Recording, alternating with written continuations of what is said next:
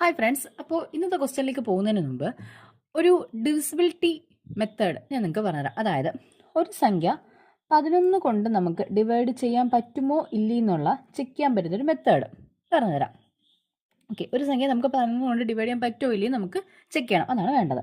Suppose നമുക്ക് തന്നിരിക്കുന്ന ഒരു സംഖ്യ 3, 5, 2, 1 ഈ ഒരു സംഖ്യയാണ്. ഇത് 11 ഡിവൈഡ് ആവോ ഇല്ലേ നമുക്ക് ചെക്ക് ചെയ്യണം. ചെക്ക് ചെയ്യാൻ വളരെ എളുപ്പമാണ്.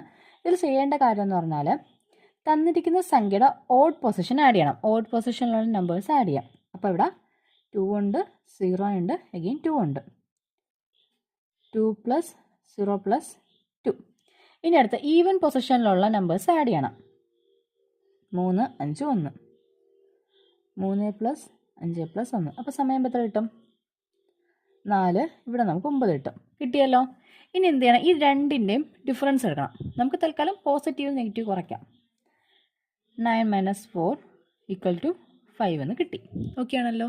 അപ്പോൾ ഇത്രയേ ഉള്ളൂ സംഭവം. അതായത് നമുക്കിവിടെ ഒരു സംഖ്യ തന്നിട്ടുണ്ട്. ആ സംഖ്യയുടെ ഓഡ് പൊസിഷനിലുള്ള നമ്പേഴ്സ് സം ചെയ്യുക, ഈവൻ പൊസിഷനിലുള്ള നമ്പേഴ്സ് സം ചെയ്യുക. രണ്ട് സമ്മിൻ്റെ ഡിഫറൻസ് എടുക്കണം. ആ ഡിഫറൻസ് എടുക്കുമ്പോൾ ഒന്നുകിൽ 0, അതല്ല എങ്കിൽ 11 മൾട്ടിപ്പിളുള്ള ആരെങ്കിലും എടുക്കണം. 11, 22, 32 അങ്ങനെ. മിക്കവാറും 11 തന്നെ നമുക്ക് നിൽക്കും മാക്സിമം ഉള്ള കേസിൽ. ഓക്കെ, അപ്പോൾ ഇത് നിൽക്കുകയാണെന്നുണ്ടെങ്കിൽ ആ ഒരു സംഖ്യ 11 കൊണ്ട് ഡിവിസിബിൾ ആണ്.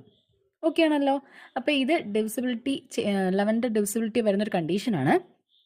നമുക്കിത് എല്ലാ സ്ഥലത്തും അപ്ലൈ ചെയ്യാൻ പറ്റുന്നതാണ്. അപ്പോൾ നമുക്ക് ക്വസ്റ്റ്യൻ നോക്കാം. അപ്പോൾ നമ്മുടെ ചോദ്യം ഇതാണ്: 7 * 1 എന്ന മൂന്നക്ക സംഖ്യ 11ന്റെ ഒരു ഗുണിതമാണെങ്കിൽ സ്റ്റാറിൻ്റെ വില. ഒന്നും കൂടെ നോക്കിക്കോളൂ. 7 * 1 എന്ന മൂന്നക്ക സംഖ്യ 11ന്റെ ഒരു ഗുണിതമാണെങ്കിൽ സ്റ്റാറിൻ്റെ വില. ഓപ്ഷൻസ് 7, 8, 9, 3. അപ്പോൾ ആൻസർ പെട്ടെന്ന് കമൻറ്റ് ചെയ്തേ.